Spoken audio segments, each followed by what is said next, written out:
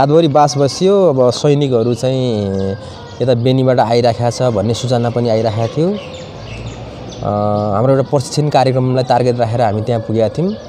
हाम्रो लालुजी लालु किसानजी चाहिँ लालु किसानजी हाम्रो पल्टनको कमान्डर हुनुहुन्थ्यो, प्लाटुन कमान्डर हुनुहुन्थ्यो।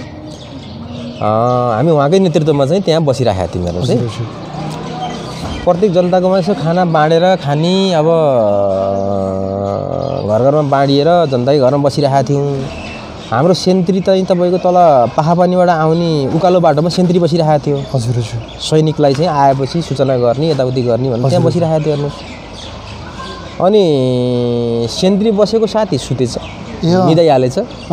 सैनिकहरूले सबै चाहिँ तपाईँको थाहा पाइसकेपछि उनीहरू हाम्रो नजिकै आइपुगे छन्। हेर्नुहोस्, अनि एकजना चाहिँ तपाईँको गाउँलेले हामीलाई भन्नुभयो, ल है सैनिक आयो भन्नुभयो। हेर्नुहोस्, कराउनु भयो। अनि मैले हाम्रो तपाईँको सेक्सनमा हाम्रो साथीहरू थियौँ, हामी सबै उकालोतिर चाहिँ गइहाल्यो घरबाट निस्केर। अनि माथिबाट हेरेको त एउटा चाहिँ तपाईँको यसो यसरी घाँस समाएर, हजुर, सैनिकहरू चाहिँ तपाईँको घाँस समाएर एकदम क्यामोफ्लाइज गरेर चाहिँ पुरै एकैचोटि वर्षा चाहिँ भयो। हेर्नुहोस्, के गोली हान्यो? गोली एकदम वर्षा भयो। हाम्रो त्यहाँको फोर्सलाई पुरा चाहिँ तपाईँको चाहिँ अस्तव्यस्त गर्ने गरेर चाहिँ तपाईँको गोली चल्यो। त्यहाँ हाम्रो एकजना रोल्पाको साथी घाइते हुनुभयो होइन। हामी बल्ल चाहिँ त्यहाँबाट एकजना साथी मर्नुभयो।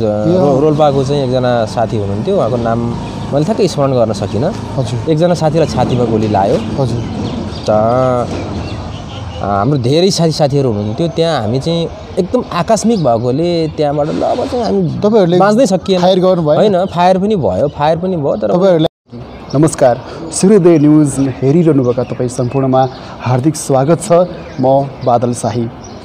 हामी आजको दिनमा जनयुद्ध दिवस मनाइरहेछौँ र सँगै अहिलेको समयकालीन यो विषयवस्तुमा चाहिँ थोरै कुराकानी गर्न गइरहेका छु। उहाँ हुनुहुन्छ पुष्कर विश्वकर्मा, जनयुद्धको लडाकु हुनुहुन्छ र अहिले नेपाल कम्युनिस्ट पार्टीको केन्द्रीय सदस्य हुनुहुन्छ र उहाँ एउटा वैचारिक व्यक्तित्व हुनुहुन्छ, साहित्यकार हुनुहुन्छ, लेखक हुनुहुन्छ पुष्कर विश्वकर्मा। उहाँसँग कुराकानी गर्न गइरहेको छु। उहाँलाई स्वागत गरौँ। हजुर नमस्कार। धन्यवाद।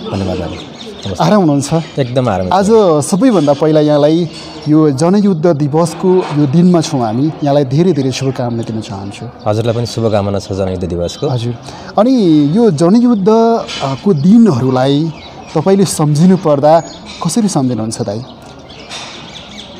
हामीले यो आज फागुन 1 गते, हजुर, यो ऐतिहासिक दिन हो, यो सबैले स्मरण गर्नुपर्ने दिन हो। हजुर हजुर।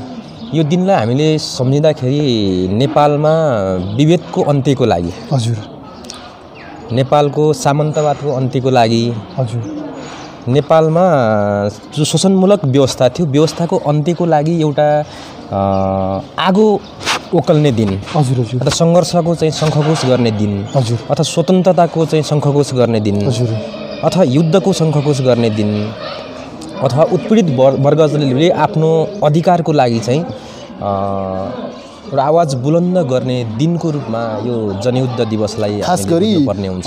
जनयुद्ध घोषणा भएको दिन हो, यो फागुन 1 गते जनयुद्ध घोषणा भएको दिन हो। यो चाहिँ तपाईँको नेपालमा तपाईँको यहाँको सत्तालाई परिवर्तनको लागि चाहिँ सशस्त्र युद्ध अथवा चाहिँ बन्दुकको जरुरी हुन्छ भनेर चाहिँ नेकपा माओवादीको।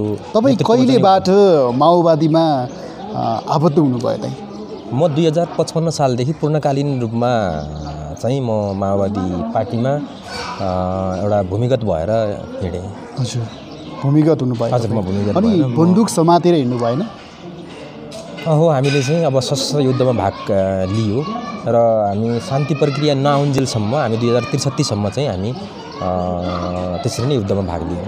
हजुर, होइन, तपाईँहरूलाई जहाँ भेट्यो त्यही चाहिँ मार्ने अवस्था थियो। ती दिनहरूलाई, एउटा सङ्घर्षको दिनहरूलाई, कठिन परिस्थितिहरूलाई सम्झिनु पर्दा कसरी सम्झिनुहुन्छ तपाईँ?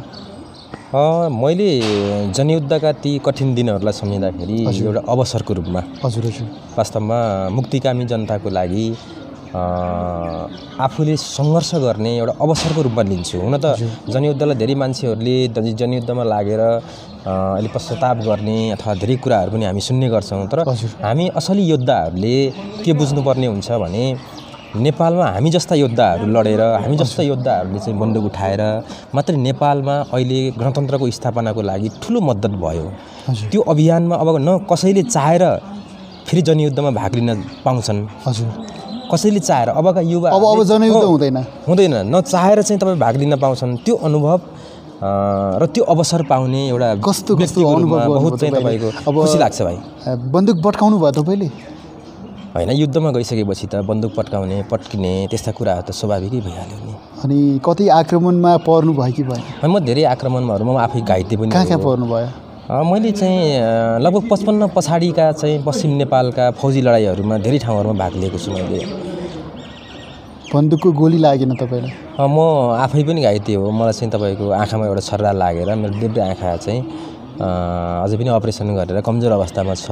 हजुर यस्ता धेरै योद्धाहरू छन् जो म्याग्दी जिल्लामा पनि धेरै योद्धाहरूले चाहिँ एउटा योगदान दिएर यहाँको आन्दोलन अगाडि उठ्न सक्यो। तपाईँलाई गोली लाग्यो? हो। तपाईँले हानेको गोली कसैले लाग्यो कि लागेन? होइन, युद्धहरूमा धेरै म खास गरी सशस्त्र योद्धा सैनिकहरूसँग प्रहरीहरूसँग धेरै युद्धहरूमा भाग लियो। अब त्यो त अब चाहिँ भन्न सकिन्न। ठ्याक्कै गोली लाग्यो नलाग्यो भन्नु होइन, त्यो युद्धमा चाहिँ उ गर्ने बेलामा त्यस्ता अनुभवहरू त हुन्छन्, तर मलाई त्यस्तो व्यक्तिगत रूपमा यसो उसो भन्ने त्यो मलाई याद छ। अनि यहाँ म्याग्दीको जुन भिडन्त थियो त्यति बेला तपाईँ यहाँ हुनुहुन्थ्यो कि हुनुहुन्थेन? आउनु भएको थियो कि थिएन? म्याग्दीको भिडन्त पनि थियो हामी। आउनु भएको थियो? हजुर। तपाईँलाई गोली लागेन त्यति बेला? लाग्यो। तपाईँले हानेको गोली लाग्यो अरूलाई? लागेन त्यस्तो। त्यहाँ धेरैजना तपाईँको युद्ध थियो, एउटा रणभूमि थियो होइन। त्यसमा अब त्यो घटना सम्झिँदाखेरि एक किसिमको चाहिँ कहाली लाग्दो अनुभव पनि लाग्छ मलाई। मलाई ठ्याक्कै त्यस्तो याद छैन कसैलाई। यसरी विभिन्न ठाउँहरूमा लड्नुभयो, विभिन्न ठाउँमा गोली पड्काउने, गोली हान्ने, गोली थाप्ने यो हिसाबमा हिँड्नुभयो। खास मेन माओवादीको जुन मिसन के थियो भनिदिनुहोस् छोटकरी? माओवादीको मिसन अब कम्युनिस्टहरूकै मिसन भनेको अब नेपालको अन्यायपूर्ण व्यवस्थालाई अन्त्य गरेर हजुर समाजवाद, नेपालमा जनवाद, समाजवाद र साम्यवादसम्म पुग्ने कम्युनिस्टहरूको लक्ष्य हो। हजुर खास गरी नेपालमा जनवादी क्रान्ति सम्पन्न गर्ने हाम्रो लक्ष्य हो। हामी जनवादी क्रान्ति तपाईँको एक तहसम्म हामीले पुरा गरेका पनि छौँ। जनयुद्धको लक्ष्य प्राप्ति भएका छौँ र अब हामी समाजवाद हुँदै साम्यवादतिर, कम्युनिस्टहरू समाजवाद हुँदै साम्यवादतिर जान्छ। यो समाजवाद साम्यवाद भनेको नर्मल्ली बुझिने भाषामा भनिदिनुहोस्। होइन, यसो हो, खास गरी तपाईँको जनताले प्रत्यक्ष रूपमा शासन गर्ने व्यवस्था होइन। जुन व्यक्तिले काम अनुसारको एउटा चाहिँ योग्यता अनुसारको काम पाओस्, काम अनुसारको दाम पाउने जो एउटा व्यवस्था छ र प्रत्यक्ष गरिबहरूलाई चाहिँ तपाईँको हित हुने व्यवस्था जो अब अहिले हाम्रो सरकारले पनि र हाम्रो संविधानले पनि समाजवादी एउटा चाहिँ मुलुकलाई स्थापना गर्ने लक्ष्य राखेको छ। त्यही लक्ष्य कम्युनिस्टहरूको लक्ष्य हो। अहिले माओवादी युद्धको चाहिँ उद्देश्य पनि त्यही हो। साम्यवादबाट समाजवादतिर अहिले कति उद्देश्य प्राप्त भएको छ? होइन, नेपालमा अब अझै पनि धेरै कुराहरू बाँकी छन्। अब नेपालमा खास गरी जनयुद्धले प्राप्त गरेको लक्ष्य भनेको नेपालको सामन्तवाद गरी खास गरी राजालाई परास्त गरेर राजतन्त्रको अन्त्य गरेर गणतन्त्र स्थापना गर्नु माओवादी आन्दोलनको सबभन्दा ठुलो चाहिँ तपाईँको उपलब्धि हो। त्यसपछि धर्मनिरपेक्षता, समावेशीका कुराहरू, समानुपातिकका कुराहरू, मान्छे चाहिँ अहिले जो बोल्न पाइरहेका छन्, यी तमाम उपलब्धि भनेको जनयुद्धका उपलब्धिहरू। जनयुद्धको उपलब्धि, अहिलेको यो लोकतन्त्र जनयुद्धको उपलब्धि। अहिले तपाईँ जस्तै जनयुद्धमा हतियार बोकेर होइन यो देशको लागि यसरी चाहिँ नि लडे जति योद्धाहरू अहिले उनीहरू गाउँतिर छन्, कोही लापत्ता छन्, कोही अब कस्तो अवस्थामा हुनुहुन्छ? होइन, धेरै साथीहरू अब अझै पनि राजनीतिमा पनि हुनुहुन्छ। अब तपाईँको कोही साथीहरू उत्पादनमा हुनुहुन्छ होइन। अब कोही चाहिँ साथीहरू अब राजनीतिभन्दा बाहिरै गएर आफ्नो कामले अब अहिले खाडीतिरहरू पनि हुनुहुन्छ। कतिपय त्यस्तो संरक्षण पनि हुन सकेको छैन। धेरै ठाउँमा हुनुहुन्छ साथीहरू। अहिले हामी जनयुद्ध दिवसको दिनमा आज छौँ हैन। आजको यो जनयुद्धको दिवस मनाइराख्दाखेरि तपाईँलाई कस्तो अनुभव भइरहेछ, कस्तो अनुभूति भइरहेछ? अब आजको जनयुद्ध दिवस मनाउँदा सबभन्दा पहिला त म्याग्दी जिल्लामा जो हामी 55 सालदेखि धेरै चाहिँ युवाहरू, भरभराउँदा युवाहरू जो युद्धमा लाग्नुभयो। हजुर, मेरो विचारमा 70 भन्दा बढी चाहिँ म्याग्दी जिल्लाका ती नेपाली आमाका सपुतहरूले रगत बगाउनु भएको छ, शहीद हुनुभएको छ हैन। मैले त्यो जनयुद्ध दिवसको अवसरमा ती शहीदहरूलाई चाहिँ मैले एकपल्ट स्मरण गरेको छु, मैले सम्झना गरेको छु। सँगसँगै हिँड्दै खेल्दा खेल्दै खाना खाँदै हैन, अब गोली लागेर ढलेका योद्धाहरू साथीभाइहरूलाई मैले एउटा स्मरण गरेको छु। र आजको जनयुद्ध दिवसले मलाई के अनुभव भएको छ भने ती शहीदले देखेका चाहिँ तपाईँको सपनाहरूलाई पुरा गर्नको लागि चाहिँ हामीले केही अझै कन्ट्रिब्युट गर्न, समाजमा चाहिँ हाम्रा योगदानहरू दिन अझै बाँकी छ भन्ने मलाई चाहिँ जुन तपाईँलाई चाहिँ नि कमान्ड दिने कमान्डरहरू जुन प्रचण्ड, बाबुराम भट्टराई हैन लगायतका ठुला तपाईँको चाहिँ नि नेताहरू, उहाँहरूको निर्देशनमा तपाईँहरूले ठोक भनेपछि ठोक्नुभयो, जा भनेपछि जानुभयो, आइजा भनेपछि आउनुभयो हैन। यस र नोमा तपाईँ चल्नुभयो। तर प्रचण्ड जुन शान्ति सम्झौतामा आइसके पछाडि तपाईँहरूले जुन सपना देख्नु भएको थियो त्यो सपना त पुरा भएन कि भन्ने खालको भान हुन्छ नि हैन। हामीले देखेका सपनाहरू, युद्धले चाहिँ तपाईँको राखेका रक्सीहरू, धेरै कुराहरू पुरा भइसकेका छैनन् र धेरै कुराहरू पुरा हुन पनि बाँकी छन्। हजुर हजुर, हामीले यसरी बुझ्नुपर्ने हुन्छ। हजुर, हामीले देखेका सपनाहरू पुरा गर्न धेरै बाँकी छ।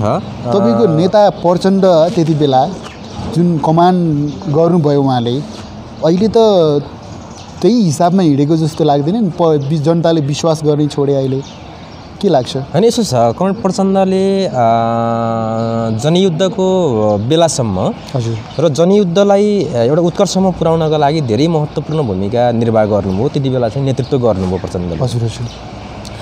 र जब चाहिँ शान्ति प्रक्रियामा, हाम्रो पार्टी शान्ति प्रक्रियामा आयो, हजुर, अथवा चाहिँ तपाईँको अब चुनावी बाटोबाट, संविधान सभाको चुनावको बाटोबाट चाहिँ शान्तिपूर्ण ढङ्गले अब नेपालको राजनीतिक क्रान्तिलाई पुरा गर्ने भन्ने चाहिँ अठोटसहित पार्टी चाहिँ यता आयो नि। हजुर हजुर। त्यो आइसके पछाडि कतिपय कुराहरू चाहिँ तपाईँको कमरेड प्रचण्डले चाहिँ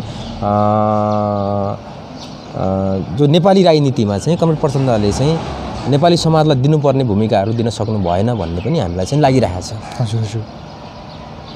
अनि तपाईँले जुन जनयुद्धको बेलामा हैन कुनै भनौँ न कुनै स्थानबाट तपाईँ भेट्नु भयो नराम्रै हैन, तपाईँ हतियारसहित लड्ने बेलामा, बन्दुक बोकेर हिँड्ने बेलामा कतै तपाईँ त्यस्तो भिडन्तलाई सम्झिनु पर्दा, त्यो क्षणहरूलाई, युद्धहरूलाई सम्झिनु पर्दा कुन चाहिँ युद्धहरू सम्झिनुहुन्छ तपाईँ? होइन, अब यो युद्धको क्रममा त धेरै युद्धहरूमा भाग लियो। यस्ता चाहिँ तपाईँको असाध्यै मुटु नै काम्ने, डरलाग्दा, सम्झिँदाखेरि पनि कसरी बाँचियो होला हामी भन्ने त्यस्ता धेरै धेरै युद्धहरू, धेरै भिडन्तहरू छन्। किनभने हाम्रो दैनिक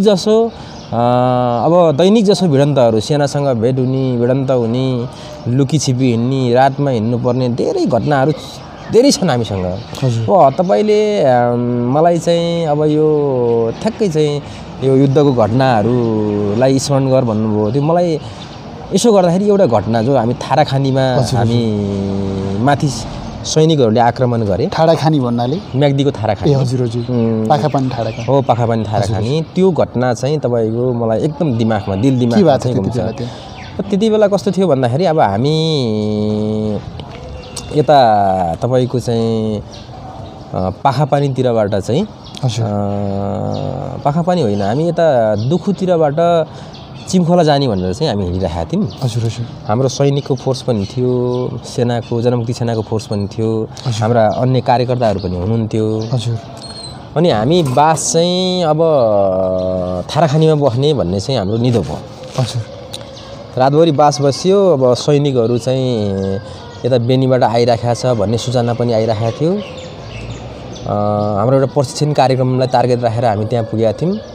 हाम्रो लालु किसानजी हाम्रो पल्टनको कमान्डर हुनुहुन्थ्यो, हजुर प्लाटुन कमान्डर हुनुहुन्थ्यो। हामी उहाँकै नेतृत्वमा चाहिँ त्यहाँ बसिरहेका थियौँ हेर्नुहोस् है।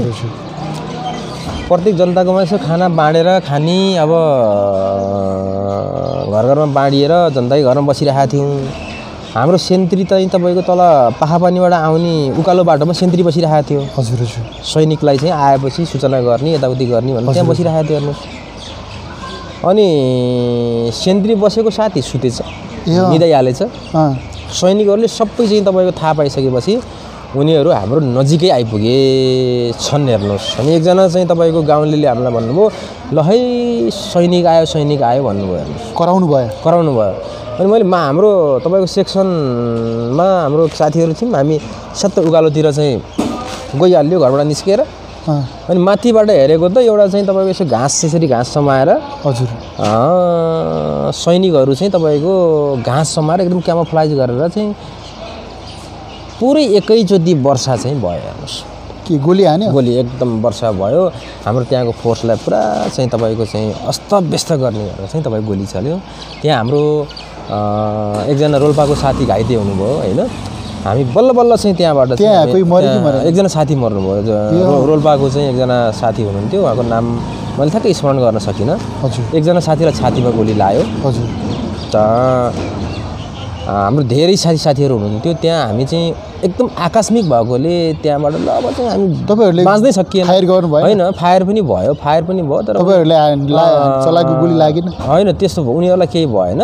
हामीलाई चाहिँ एकैचोटि थाहा, सेन्ट्रीलाई छक्काएर चाहिँ त्यहाँ आइसके पछाडि एकैचोटि आक्रमण गरिसकेपछि हामी त्यहाँबाट निस्किन निकै हम्मे भयो। अब कोही साथी, अब एकजना साथी मर्नु पनि भयो, एकजना साथीलाई गोली लाग्यो, अनि साथीहरू छेदविच्छेद हुनुभयो। अनि पछि फेरि सम्मान लिएर हामी सबै चाहिँ तपाईँको सम्पर्कमा। सेनाहरू कता गए त? सेनाहरू पनि भागे। अब सेनाहरू पनि तपाईँको हामीलाई धेरै छन् भनेर चाहिँ उनीहरू पनि आत्तिने। हजुर। हामी पनि सेना धेरै छन् भनेर हामी पनि आत्तिने। त्यसपछि यति छोटो समयमा यस्तो चाहिँ तपाईँको लडाइँ भयो। त्यो घटना चाहिँ मैले सम्झिरहेको। गाउँमा कसैलाई त्यस्तो क्षतिविक्षत केही भएन। गाउँमा जनतालाई, पब्लिकलाई केही भएन। हाम्रो एकजना साथी चाहिँ शहादत भयो, एकजना साथीको छातीमा गोली लाग्यो। धेरै साथीहरू चाहिँ तपाईँको हामी उम्किन सफल भयो। धौ एकैचोटि नजिकबाट आक्रमण गर्दाखेरि धेरै साथीहरू चाहिँ तपाईँको बाहिर निस्किन सफल भयो। त्यो घटना चाहिँ मलाई अझै पनि ताजा हुन्छ। थाराखानीतिर जाने बेलामा अझै पनि मलाई सम्झना आउँछ। तपाईँ एउटा लेखक पनि हुनुहुन्छ, यस्तै यस्तो नगरौँ त दाइ, थोरै दाइ, थोरै ल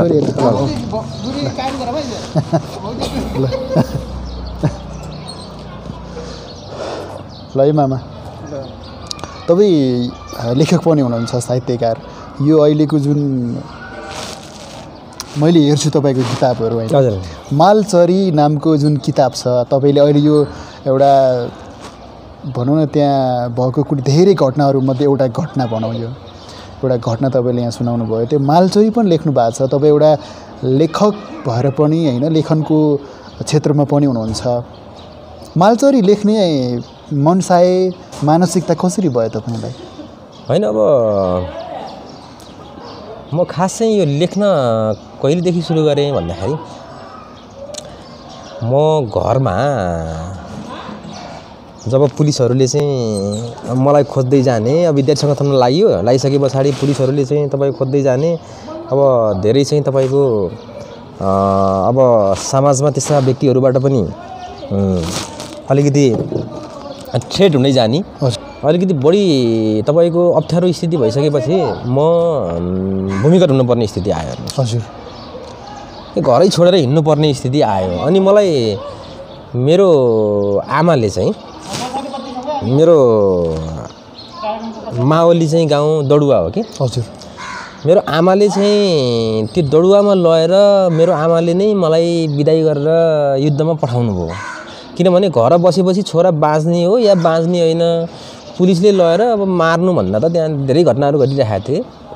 पुलिसले लगेर मार्नुभन्दा त बरु चाहिँ मेरो छोरा चाहिँ अब युद्धमै गएपछि सुरक्षित हुन्छ भन्ने चाहिँ आमालाई पनि महसुस भयो। ए हजुर।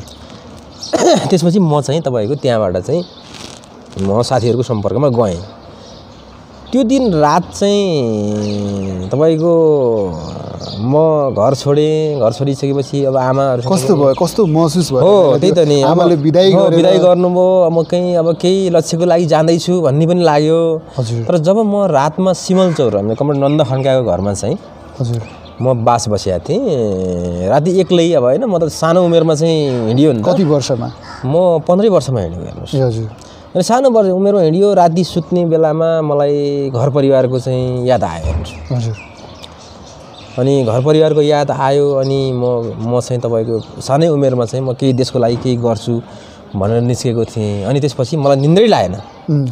निन्द्रा नलागिसकेपछि मैले सुरुमा मेरी आमा भनेर मैले चाहिँ एउटा संस्मरण लेखेँ। त्यो जो आमासँग छुट्टिँदाखेरिको चाहिँ अवस्थामा संस्मरण लेखेँ। दिनदिनै अगाडि बढ्दै गयो, नयाँ घटनाहरू हुँदै जान्छ, लडाइँहरू हुँदै जान्छ। मान्छे चाहिँ तपाईँको होइन, मान्छेहरू तपाईँको धेरै त्यागहरू पनि गरेका छन् हेर्नुहोस्। मान्छे है अब भर्खरका जल्ला बल्दा युवाहरू होइन आफ्नो व्यक्तिगत स्वार्थ छोडेर चाहिँ तपाईँको लामबद्ध भएछन्, लडाइँमा गएछन् होइन। यो ठुलो त्याग थियो के हेर्नुहोस् है। अब यो त्याग थियो तपाईँको यो आन्दोलनलाई कसरी सुरक्षित गर्ने मलाई चिन्ता लागिरहेको थियो कि कसरी सुरक्षित गर्ने त यो भन्दाखेरि यो सुरक्षित गर्ने भनेको एउटा चाहिँ यो व्यक्तिले मात्रै सुरक्षित गर्न सक्छ जसले साहित्यबाट चाहिँ जनयुद्धलाई साहित्यबाट अभिव्यक्ति गर्न सक्छ भन्ने कुरा मलाई मनमा पर्दै गयो। मैले दैनिकीहरू लेख्दै गएँ, संस्मरणहरू लेख्दै गएँ, दिनमा के हुन्छ होइन। अब तपाईँको त्यस्तो लडाइँका संस्मरणहरू पनि लेख्दै गएँ। त्यसलाई त्यो सङ्गालो बनाएर मैले अब यो एउटा चाहिँ रूप दिनुपर्छ। त्यो के त यो जनयुद्ध कहाँ अटाउन सक्छ त, कुन विधामा अटाउन सक्छ भन्दा एउटा कथामा पनि अड्न नसक्ने, एउटा कवितामा पनि अड्न नसक्ने, यसको लागि चाहिँ तपाईँको नोभेलै जरुरी हुन्छ, उपन्यासै जरुरी हुन्छ भन्ने लाग्यो र मैले चाहिँ तपाईँको निकै लामो समय लाएर मालचरी चाहिँ मैले लेखेँ। मलाई के विश्वास छ भने मालचरीले जनयुद्धका धेरै घटनाहरू, धेरै यथार्थहरूलाई चाहिँ एउटा लिपिबद्ध गरेको छ भन्ने मलाई विश्वास छ। मालचरी पढ्दै जाँदा उस्तै डर लाग्छ, उस्तै खुसी लाग्छ, उस्तै कौतूहलता हुन्छ। यसपछि तपाईँको अन्य कृतिहरू के आए? मालचरीपछि मैले एउटा चम्चरा भन्ने उपन्यास लेख्दैछु। हजुर। मेरो जीवनमा पनि धेरै उतार चढावहरू भयो। अनि मैले खास गरी त्यस पछाडि चाहिँ अर्को कृति केही कथाहरू लेखेँ मैले। त्यो कथाहरू जस्तै बैशाखी र मेरो सपना भन्ने एउटा घाइते योद्धाको चाहिँ फिलिङ्स के छ त, अहिले बजारमा बस्ने घाइते योद्धाको फिलिङ्स के छ भनेर चाहिँ त्यस्ता कथाहरू पनि लेखेँ। तर मैले अर्को नयाँ कृति चाहिँ जन्माउन सकेको छैन, मेरो लागि चुनौती भएको छ।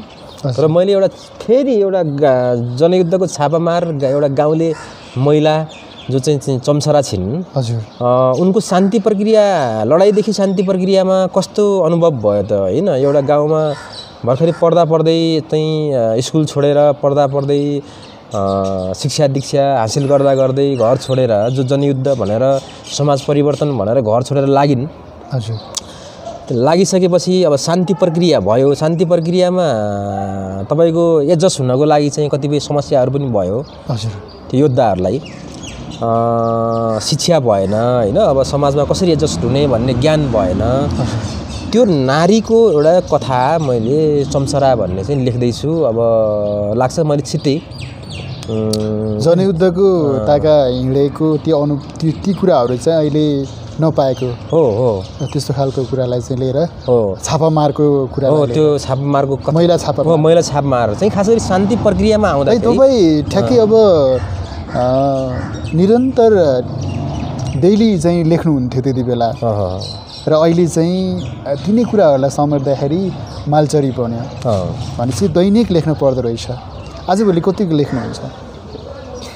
आजभोलि लेख्न पढ्न अलिक कम गरिएको छ। अब यो इन्टरनेट वाइफाई भइसकेपछि, इन्टरनेटको भइसकेपछि धेरै कुराहरू चाहिँ मोबाइलमा हेर्ने, यसले गर्दा अलिकति अध्ययनमा चाहिँ कमी भइरहेको छ। त्यही पनि कोसिस गर्दैछु मैले। अब यो दोस्रो कृतिको लागि चाहिँ मैले अलिकति समय छुट्याएर। युद्धको समयमा कति वर्ष युद्धमा हिँड्नुभयो तपाईँ? अब 55-63 8 वर्ष बिताइयो। अब 8 वर्ष बिताउनु भयो। त्यहाँदेखि यता त्यो ठिक कि यो ठिक होइन। अब यो कस्तो लाग्छ भन्दाखेरि यो धेरै कोणबाट चाहिँ हामीले हेर्न सकिन्छ होइन। अब जब हामी युद्धमा थियौँ, युद्धमा हुने बेलामा हामी एक्लै थियौँ हेर्नुहोस् त्यति बेला हाम्रो एकदम ठुलो सपना थियो हेर्नुहोस् है हामी एक्लै थियौँ हामीसँग सपना थियो देश परिवर्तन गर्ने सपना थियो हामी त्यो सपनामा लागेका थियौँ अनि हाम्रो हरेक दिन हामीलाई इन्जोय भइरहेको थियो कि हामी केही नयाँ काम गर्दैछौँ देशको लागि काम गर्दैछौँ हैन भनेर चाहिँ तपाईँको हामीलाई चाहिँ त्यति यस्तो आनन्द हुन्थ्यो क्या अहिले सपना छैन होइन मैले भन्न खोजेको कुरा के त भन्दाखेरि फेरि अप्ठ्याराहरू पनि थिए आज मर्ने हो भोलि मर्ने हो कति बेला चाहिँ तपाईँको दुश्मनको हातमा पर्ने हो हैन त्यस्ता चुनौतीहरू पनि थिए हैन र अहिले पनि तपाईँको फेरि हैन अब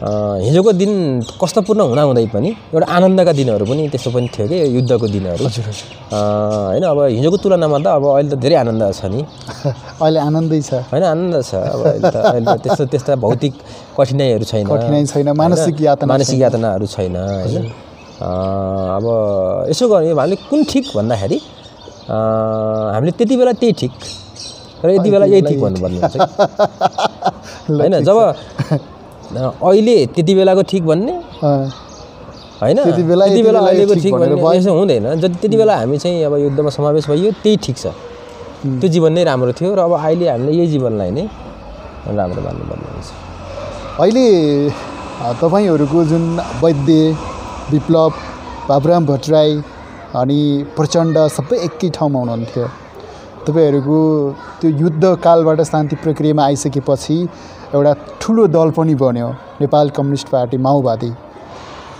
अहिले सबै टुक्रेर 4-5 वटा धार भइसकेका छन् र युद्धमा हुमिएका तपाई जस्तै लडाकुहरू पनि त्यही धारदार आफ्नो आफ्नो हिसाबमा टुक्रिरहेका छन् एउटा खालको छेदविच्छेदको अवस्था छ तपाई कतातिर लाग्नु भएको छ हैन यस्तो छ अब हामीले खास गरी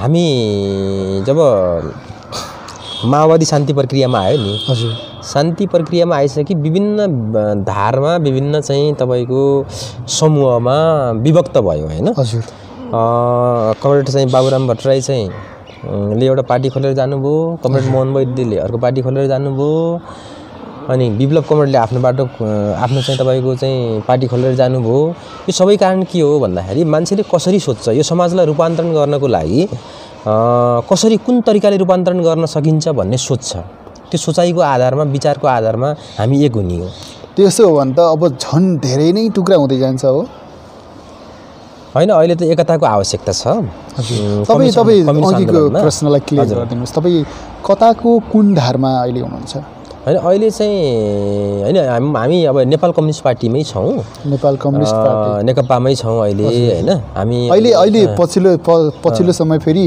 नेकपा पनि दुई धारमा लगभग देखिया छ एउटा प्रचण्ड धार र अर्को ओली धार हैन कुन धारमा हुनुहुन्छ अहिले हैन अहिले चाहिँ तपाईको हामी हैन अब अहिले चाहिँ यो देशलाई स्थिरताको लागि चाहिँ कमरेड ओलीकै नेतृत्वमा हामी अगाडि बढ्नुपर्छ बन्दुक बोकेर प्रचण्डको निर्देशनमा चलेको मान्छे अनि प्रचण्डकै पक्षमा हुनुपर्ने किन अहिले केपी ओलीलाई चाहिँ सही मान्नु भयो त तपाईले हैन यस्तो छ भाइ हामीले चाहिँ तपाईको विभिन्न घटनाक्रम अनुसार चाहिँ तपाई र मेरो टाउको भिन्न भिन्दै छ हजुर हैन किन बादल र पुष्कर एउटै मान्छे भएन हजुर हैन किन बादल भयो पुष्कर भयो भन्दाखेरि तपाई र मेरो टाउको भिन्न भिन्दै छ तपाई र मेरो मस्तिष्क भिन्न भिन्दै छ तपाई र मेरो सोच्ने तरिका भिन्न भिन्दै छ हजुर तपाई र मैले कुनै पनि घटनालाई चाहिँ भिन्न तरिकाले सोच्ने गर्छौं विश्लेषण गर्ने गर्छौं हजुर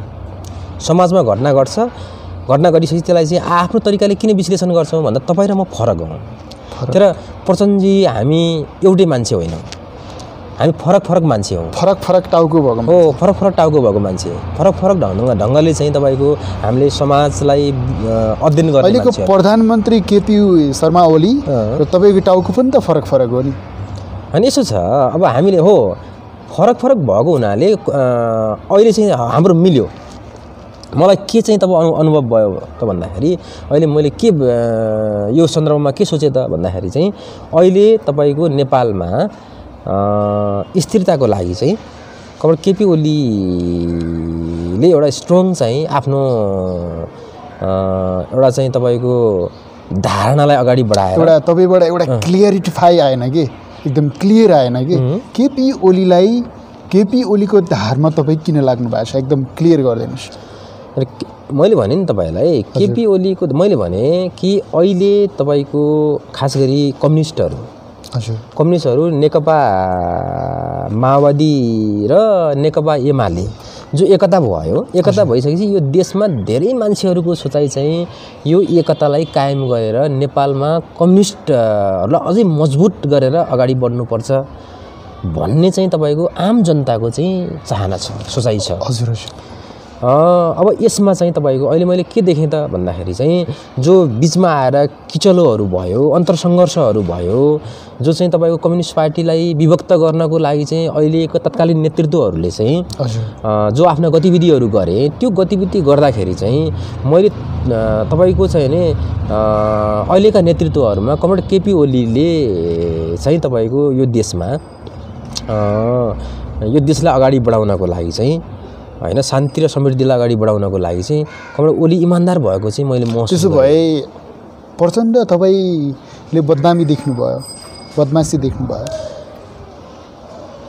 हैन? कमरेड प्रचण्डले को चाहिँ जो अहिले शान्तिपूर्ण आन्दोलनमा जुन स्टेपहरू छ नि, जुन कुनै पनि काम स्टार्टिङ गरिसकेपछि फिनिसिङ नगर्ने, यो एकतालाई कायम गरेर अगाडि बढाउनको लागि अहिले जुन तपाईँको गतिविधिहरू भए, खास गरी कमरेड माधव नेपाल कमरेडले एउटा चाहिँ तपाईँको प्रचण्ड कमरेड र माधव कुमार कमरेडले चाहिँ जुन गतिविधिहरू भयो त्योमा अलिकति तपाईँको मैले अस्थिरता देखेँ। हजुर। त्यो फिनिसिङ देखिन कि शान्तिपूर्ण उसमा अगाडि बढ्नको लागि टुङ्गोमा लाने नेतृत्व देख्नु हो। त्यो भएर चाहिँ धेरै होइन, हामी त तपाईँको धेरै हिजो जनयुद्धमा लागेका धेरै साथीहरू चाहिँ तपाईँ ओली कमरेडसँग पनि छन् नि त। ओली कमरेडसँग आउनुभएको छ, म्याग्दीमा नि त्यो खालको छ। अहिले के छ, अहिले हिजो चाहिँ नि युद्ध लडेका धेरै जसो प्रचण्डतिर हुनुहुन्छ कि यता ओलीतिर के लाग्छ? अनि दुवैतिर हुनुहुन्छ, बराबर दुवैतिर हुनुहुन्छ। म्याग्दीमा त बराबरी छ। हिजो जो लडाइँमा प्रत्यक्ष भाग लिएका साथीहरू हुनुहुन्छ नि, त्यसमा चाहिँ लगभग बराबरी जसो साथीहरू कोही चाहिँ प्रचण्डतिर हुनुहुन्छ, आधा जति ओली कमरेडतिर हुनुहुन्छ। हिजो जनयुद्धमा प्रत्यक्ष भाग लिएका साथीहरू तपाईँले यसो ताउ गरेर हेर्नुभयो भने पनि उता पनि हुनुहुन्छ र यता पनि हुनुहुन्छ। अब यो अहिले जुन प्रतिगमन भनेर चाहिँ जुन तपाईँकै पहिलाको नेतृत्व प्रचण्ड पक्षबाट प्रतिगमन भयो, सरकारले कु गर्यो भन्ने खालको कुराहरू आएको छ। अहिले छोटो यो विषयमा पनि परिचर्चा गरौँ। तपाईँ एउटा भनौँ न एउटा राजनीतिज्ञ हुनुहुन्छ, एउटा राजनीतिमा उम्रिनु भएको मान्छे हुनुहुन्छ।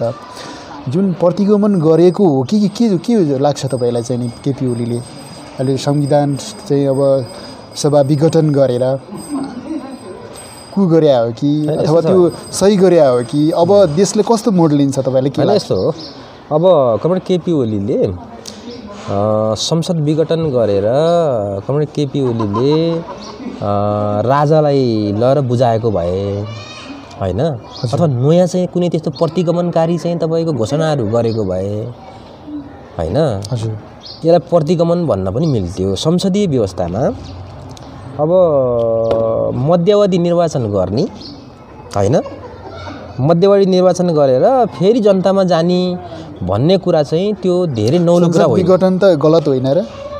संसद विघटन कामै गर्न नसकेपछि होइन, यसो छ तपाईँको हाम्रो संसदीय इतिहासमा पनि तपाईँ हेर्नु न, हिजो काङ्ग्रेसको त्यो कुरा त छोडौँ, काङ्ग्रेसको अहिले कसरी जाने, अहिले लोकतन्त्रलाई निरन्तरता कसरी दिने भन्ने कुरा पनि त महत्त्वपूर्ण होला नि।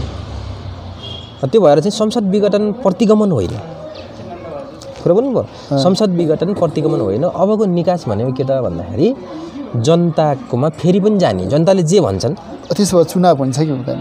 चुनाव हुनु पर्यो नि, चुनाव हुन्छ, हुनु पर्यो नि। चुनाव नभएपछि त चुनाव नगरौँ भन्ने। अब चुनाव भएपछि त प्रतिगमनकारी 5 वर्षलाई म्यान्डेट दिया हो कि हैन जनताले? प्रतिगमनकारीहरू जो हुन् ती हुन् जसले चुनाव गर्न हुन्न भन्छन्। हेर्नुहोस् है, चुनाव भएन भने प्रतिगमन हुन्छ। त्यो भएर अग्रगमनको लागि पनि चुनाव गर्न पर्यो नि भाइ। अग्रगमनकै लागि चाहिँ नि जनताले केपी ओली सरकार बन्नुपर्छ भनेर एउटा खालको जनप्रतिनिधिहरूबाटै चुनेर प्रधानमन्त्री बनाइया हो केपी ओलीलाई हैन।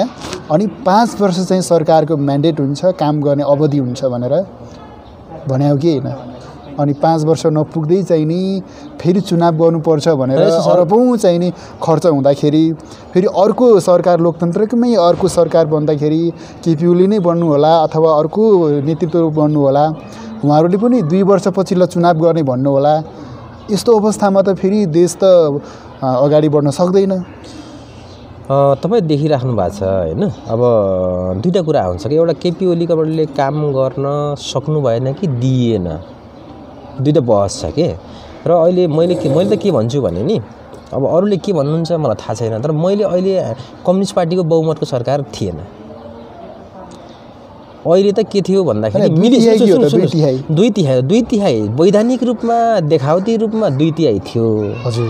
तर अहिलेको सरकार के थियो, मैले त मेरो दृष्टिकोणबाट के भन्छु भन्दाखेरि अहिलेको सरकार त मिलिजुली सरकार थियो। कुरा बोल्नुभयो हजुर। प्रचण्ड कमरेडको पार्टीको, माधव कमरेडको पार्टीको र ओली कमरेडको पार्टीको, 3टा पार्टीको मिलिजुली सरकार जस्तो थियो र बिचमा धेरै व्यवधानहरू पनि भयो। र मलाई के लाग्छ भने कुनै पनि लिडरसिप या चाहे तपाईँ हुनुहुन्छ चाहे म हुन्छु, देशको लिडरसिपलाई चाहिँ हामीले कम्तीमा चाहिँ तपाईँको यो 5 वर्ष अवधि भनेको त उसले आफूले देखेको भिजनलाई पुरा गर्न चान्स दिने हो नि।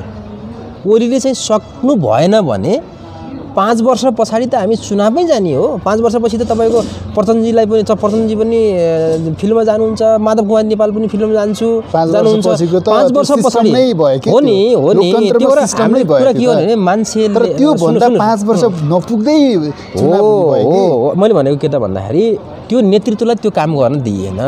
हजुर, काम गर्न दिएन, उसको भिजन अनुसार काम गर्न दिएन। कसले रोक्यो त उहाँलाई? पार्टी भित्रैबाट रोकियो नि त। पार्टी भित्रैबाट तपाईँले देखिरहेको कुरा हो नि। मैले भनेको माधव कुमार नेपालले रोक्नु भयो, तपाईँले देख्नु भएको छ नि। तपाईँ चाहिँ यस्तो चाहिँ तपाईँको पत्रकार मित्रले त कसरी रोकियो, कहाँ रोकियो भन्ने त देखिराख्नु भएको छ। मैले भन्न खोजेको कुरा के भन्दाखेरि अहिलेको सरकार बहुमत जसको अथवा चाहिँ तपाईँको 2 तिहाई बहुमत लिएको सरकार जस्तो भएन होइन। सरकार जस्तो नभइसके पछाडि एउटा बाध्यात्मक परिणाम चाहिँ त्यो चाहिँ तपाईँको संसद विघटनसम्म पुग्यो। र अहिले चाहिँ साथीहरूले कुरा उठाए जस्तो मेरो विचारमा के लाग्छ भन्दाखेरि अब यो संसद विघटन हुने बित्तिकै प्रतिगमन भयो भन्ने हुन्न होइन। अब त फेरि फ्रेस म्यान्डेटमा जान सकियो नि त होइन। संसदीय व्यवस्थाको सुन्दर पक्ष भनेको के हो भन्दाखेरि जनतामा जाने, जनतामा गइयो, अब जानै पर्छ। जनतामा गएर नै फ्रेस म्यान्डेट लिएर अहिले फेरि माधव कुमार नेपालले एमाले यहाँ छ भन्नुहुन्छ, फेरि केपी ओलीले के एमाले यहाँ छ भन्नुहुन्छ। तपाईँ कुन एमालेमा हुनुहुन्छ तपाईँ? होइन यस्तो छ भाइ, अहिले एमाले भन्दा नेकपा हो, नेपाल कम्युनिस्ट पार्टी नेकपा हाम्रो पार्टी भन्ने। पहिलाको एमाले यहाँ छ भन्नुहुन्छ उहाँहरूले? होइन, नेकपा एमाले यहाँ छ होइन, त्यो तपाईँको हो। बहुमत चाहिँ तपाईँको माओवादीहरू उता छ, बहुमत एमालेहरू यता छ होइन। अहिले ओलीले चाहिँ बहुमत एमालेहरू नेतृत्व गर्नुभएको छ, बहुमत चाहिँ तपाईँको पूर्व माओवादी त्यहाँ गएछन्, त्यो प्रसङ्गमा चल्यो होला। र अहिलेको हाम्रो पार्टी भनेको नेकपा हो। अहिले ठ्याक्कै फुटेको अवस्था होइन, वैधानिक रूपमा त फुटिसकेको छैन। वैधानिक रूपमा एकीकृत पनि त भएको छैन नि।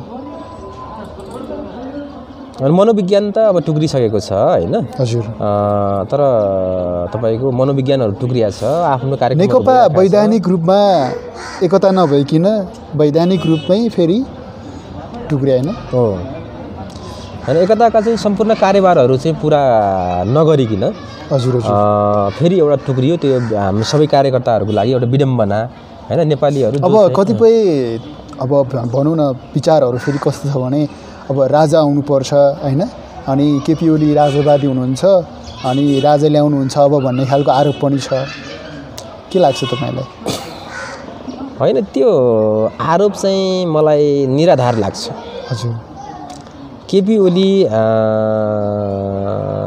तपाईँले अलिकति इतिहास अध्ययन गरेको मान्छेले के बुझ्दछ त भन्दाखेरि कांग्रेस पनि त राजालाई चाहिँ सपोर्ट गर्ने हुनुहुन्छ कांग्रेसले पनि भन्ने कुरा पनि छ हैन यसो छ अहिले केपी ओली र कांग्रेसको पनि मिलेमतो छ भन्ने कुरा पनि छ केपी ओलीले राजतन्त्र ल्याउने भन्ने जुन प्रचार छ त्यो प्रचार निराधार हो ती तत्त्वहरुलाई अस्ति काठमाडौँमै घोषणा गर्छ भनेको थिए हजुर जले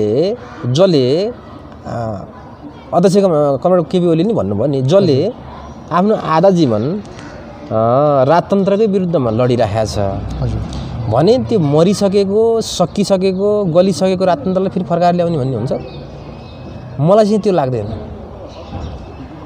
र केपी ओलीबाट त्यो हुन नि सम्भव छैन हिजो सिद्धिएको कता कता नाम मात्रै सुनेको मसाल होइन जनयुद्ध लडेर त्यत्रो माओवादी बन्दियो सक्छ हैन राजतन्त्र नेपालमा अब फिर्ता हुन्छ भनेर कल्पना गर्ने भनेको त्यो त उति मरेको मान्छे बिउजिन्छ भन्ने कल्पना गर्नु र राजतन्त्र बिउजिन्छ भन्ने कल्पना त्यो अहिले जति प्रचार गरिरहेका छन् नि कमरेड केपी ओलीले राजतन्त्र फर्काउँछ यसो उसो आदि इत्यादि भन्ने मलाई लाग्छ उनीहरूले राजनीति विज्ञानलाई अथवा चाहिँ तपाईको कमरेड केपी ओलीले नबुझेका मान्छेहरूले यो ठ्याक्कै तपाईको भनाइ प्रचण्ड भन्दा केपी ओली ठीक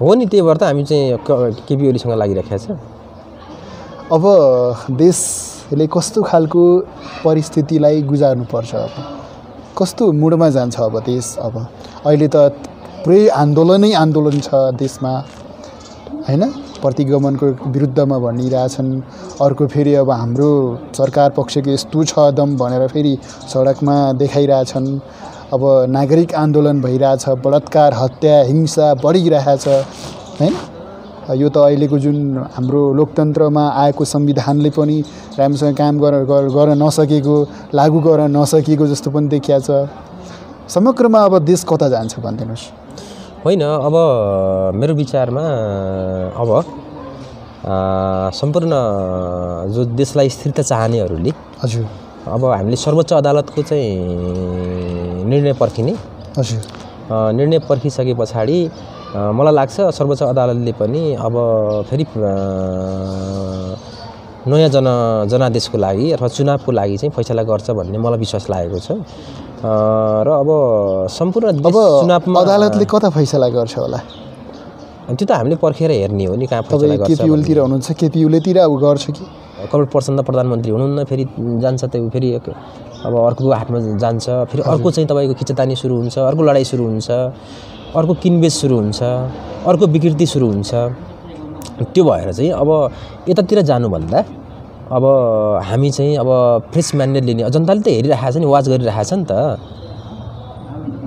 यो चाहिँ तपाईँको खेलमा कोले बदमासी गरे भनेर जनताले हाम्रो त फाइनल गर्ने भनेको जनता हो नि त हजुर हजुर अहिले अनि निर्णायक शक्ति भनेको जनता अहिले अब यतातिरबाट गएपछि स्थिरता हुन्छ फेरि अब जाने चुनाव फेरि प्रतिनिधि सभामा जाने अनि किनबेच गर्ने त्यतातिर गयो भनेपछि देश फेरि अस्थिरतामा जान सक्छ त्यसो प्रतिनिधि सभा विघटन गरे कि ठिक त्यसको निर्णय के आउँछ अब हैन हामीले त त्यो निर्णय पर्खेर हामी चाहिँ संविधान फेरि अस्ति प्रचण्डले भाषण गर्दा त अब अदालतलाई पनि केपी ओलीले एक हिसाबको दबाब दिइरहेको भन्ने खालको कुरा बोल्नुभयो भाषणमा प्रचण्डले दबाब दिइरहेको भन्नु नै दबाब दिएको हो के अदालतलाई अहिले हामीले चाहिँ तपाईको हामी त एउटा उहाँले सडकबाडी के खालको दबाब दियो हो हामी त नेपालको संविधान मान्ने हामी त एउटा संविधानलाई मानेर अब शान्तिपूर्ण ढङ्गले अगाडि बढ्ने एउटा चाहिँ तपाईको पार्टीमा हामी आबद्ध छौँ हामीले संविधानलाई मान्छौँ हामीले सर्वोच्च अदालतलाई मान्छौँ नेपालको ऐनलाई मान्छौँ भनेपछि अब हामीले त्यही निर्णयलाई हेर्ने हो कहाँ अल्झिया छ कि यो जुन अघि मैले भने नि हत्या हिंसा बढिरहेछ अब गुन्जा गोल छ कि त्यस कता भुलिरहेछ नेताहरू कहाँनिर के गरिरहेछन् कि किन यस्तो भइरहेछ पुरै आन्दोलनै आन्दोलन हैन अब के गर्दा साम्य हुन्छ यो हैन अब मेरो विचारमा अब हामी चुनावमा नै यसलाई स्थिरताको लागि चाहिँ सबैले गम्भीरपूर्वक समीक्षा गरेर अब चुनावमा अब आउँदो चुनाव हुनै पर्छ वैशाखको चुनाव हुनै पर्छ हामी अन्त्यमा छौँ के भन्नुहुन्छ अन्तमा अन्तमा आज जनयुद्ध दिवस को अवसरमा तपाईँ हामीले अलिकति भलाकुसारी गर्ने अवसर मिल्यो। हजुर यो जनयुद्ध दिवसको अवसरमा सम्पूर्ण मित्रहरू लाई म सम्झन चाहन्छु र जनयुद्धको अवसरमा लामबद्ध हुने योद्धाहरू जो जहाँ हुनुहुन्छ मेरा साथीहरूलाई म सम्झिन चाहन्छु। घाइते योद्धाहरू अझै पनि उपचार नभएर छटपटिराख्नु भएको छ होइन। म्याग्दीमा पनि त्यस्ता मित्रहरू हुनुहुन्छ, म उहाँहरूलाई पनि सम्झना गर्न चाहन्छु र यो सरकारलाई उहाँहरूको निःशुल्क उपचार को लागि म माग गर्न चाहन्छु। बेपत्ता योद्धाहरू सबैलाई स्मरण गर्न चाहन्छु र अब नेपालमा स्थिरताको लागि चाहिँ सम्पूर्ण कम्युनिस्टहरू यसरी विभाजन भएर होइन एकताबद्ध भएर चाहिँ अगाडि बढौँ भन्ने म सन्देश दिन चाहन्छु। भनेपछि तपाईँको समग्रता स्थिरता हुनु पर्यो, फेरि पहिलाको जस्तै द्वन्द्वकाल फेरि त्यस्तै युद्ध हुनु भएन होइन। होइन अब त हामी स्थिरताको लागि शान्ति र समृद्धको लागि हामी अगाडि बढ्नुपर्छ। अब चाहिँ हाम्रो राजनीतिक क्रान्ति पुरा भइसक्यो, अब हामी आर्थिक क्रान्तिको लागि चाहिँ हामी सबै अगाडि बढ्नुपर्छ भन्ने चाहिँ मेरो भनाइ। हुन्छ पुष्कर दाइ, यो समय उपलब्ध गराउनु भयो। तपाईँको राजनीतिक यात्रा, तपाईँको लेखन साहित्यिक यात्रा सँगै समग्र तपाईँको जीवन सफलतातिर उन्मुख होस्। तपाईँले समाजको निम्ति, देशको निम्ति अझै केही गर्नको निम्ति फेरि उम्मेदै हुनुहुन्छ। धेरै शुभकामना। धन्यवाद। फेरि हाम्रो अन्तर्संवाद हुने नै छ। आजलाई नमस्ते। नमस्ते।